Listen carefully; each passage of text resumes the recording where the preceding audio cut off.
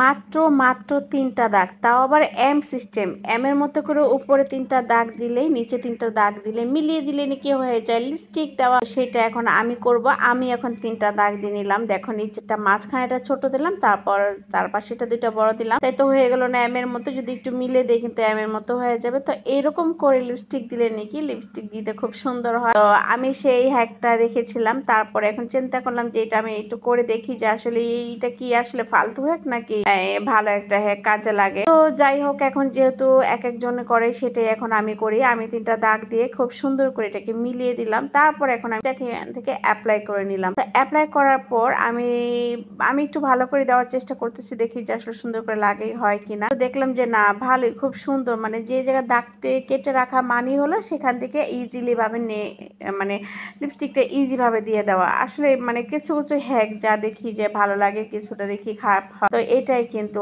আসলে হ্যাক গুলা যে এত সুন্দর করে কাজ করে আমি কখনো ভাবতে পারিনি। লিপস্টিক দেওয়াটা আগে অনেক কঠিন কিছু মনে হইতো, এখন লিপস্টিকটা তেমন কঠিন কিছুই না, একদম ইজি ভাবে দেওয়া যায়। যেসব আপুরা দিতে পারে না তাদের জন্য এরকম দাগ টেনে দেওয়াটা একদম মাস্ট, একদম।